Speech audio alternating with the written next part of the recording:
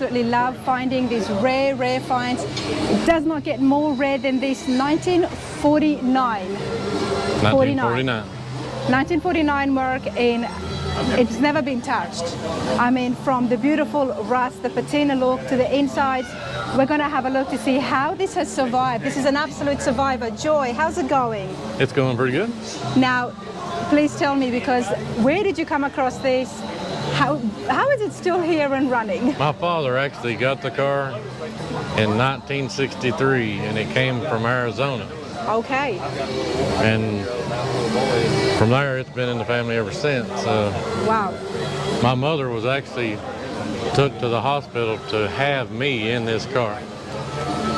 Your mum went into labor in the back of this car? She was in this car. Okay.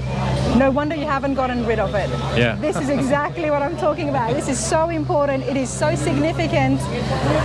I mean, there's not much of a back seat there. We've got the back seat. We just haven't. It's just not in it. But obviously, your mum, bless her, when she was there, It had a seat in it. There was a seat in there. Wow. This, you guys. You know, this may seem strange to you, but I'm absolutely loving this because it is so historical. It is such a survivor. The amount of memories that your father would have had as well in this, and yourself, you would have grown up with this car.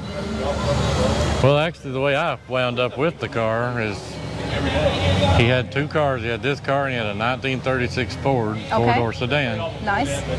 And my brother that was just here is 4 years older than me, so I was the youngest, so I got to pick which one I wanted. And I picked this. You picked this one. At 2 years old. Wow. And I'm 57 now. And where has it been kept all these years? It's been kept at my house for a long time, and now my son's keeping it where he can keep it inside. Yes, in his garage. I don't have nowhere to keep it inside. No. I've never seen that before. What's happening with the wheels? They're just a spun disc hubcap. Okay. They look kind of good. like they suit the car. Kind of like the movie Cobra. I don't know if you saw that. Yes, I have. Yep. It's got the same wheel covers.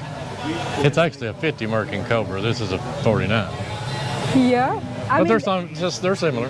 They're similar, but it really goes with the car. Now, even the chrome here, have you done anything to that? That's all stainless steel, so it won't rust or anything. It won't rust or anything. That's why it still stands there. Right.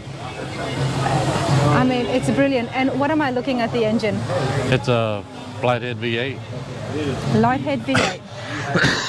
It's actually a Mercury engine, and they had more horsepower in 1949 than the Ford cars.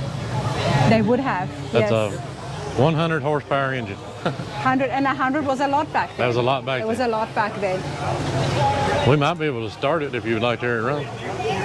I would love to hear it run. Hey, Josh. Of course. Everybody, I mean, let's just have a look. We'll get him started. But you see the... That is linseed oil. Linseed oil. It's like a preservative. Yes, I have heard of that actually. It actually stops the rust, and if it gets wet, it won't rust, you know. Linseed oil, everybody. Look at it.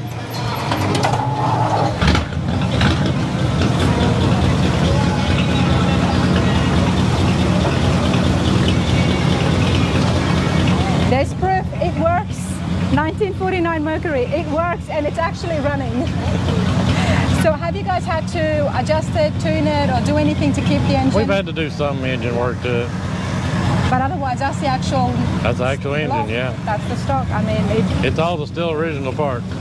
Wow. Almost. Wow. So what does that tell us about Mercury? I mean, for something to be this reliable even after such a long time. They was built tough. It was built tough because... It was built tough. Even with the rust, I know you've done some stuff to keep it, but at the same time, with the body and the deterioration, you can restore this and it would look absolutely immaculate. Oh, yeah. And it would still have the title of being an original 49. Right. Love that. Absolutely love that. These body parts are really thick. Yeah. I mean, that's steel. It's not no filler or anything. It's all steel, stainless steel. You could stand on that and not hurt it. And it's not going to bend like the newer cars. Won't hurt it. Won't hurt it. Yeah, no, that is brilliant. What's the little bottle over there? That's a primer bottle for gasoline in case we have to prime it a little bit. Okay. And But it actually started good. So let's have a look. 1949. There's not a lot of things there that we see in the modern day cars. Oh no. What are we missing here? It's all carburation, mechanical fuel pump, all the... Yeah. It's actually still the 6-volt system on the battery. Okay. Where is the battery? Right there. There you go. That's the oil? That's the oil filter. That's the oil filter? Wow. 1949, everybody, this is what the engine would have been like on the Mercury. Now it's just...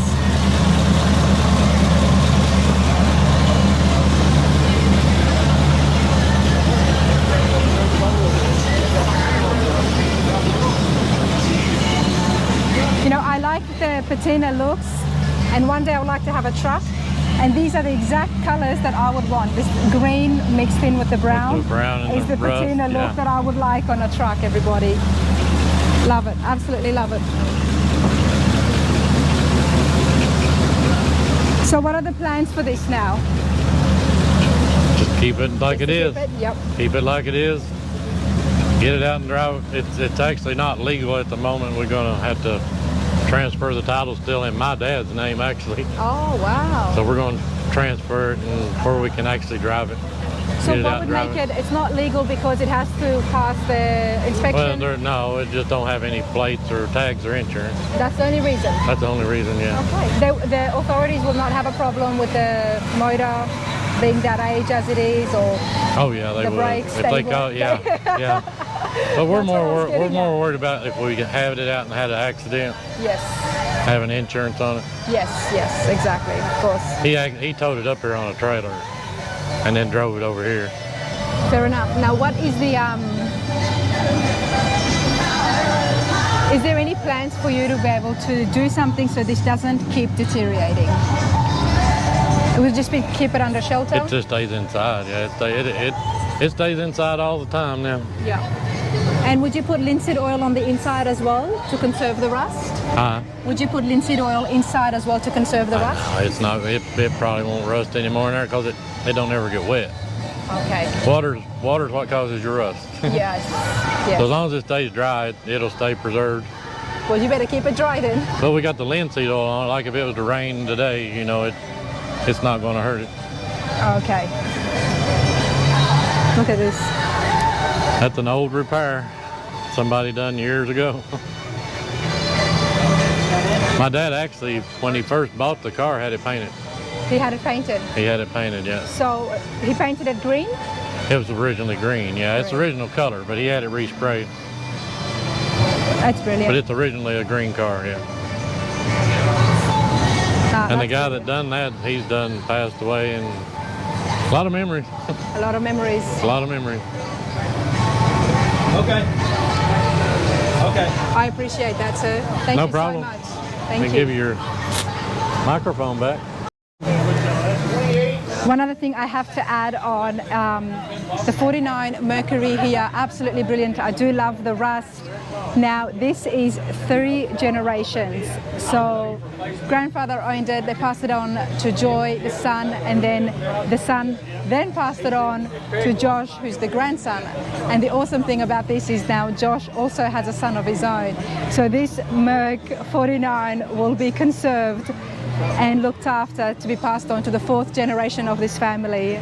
And that's exactly why I love doing this, finding unique gems like this, everybody.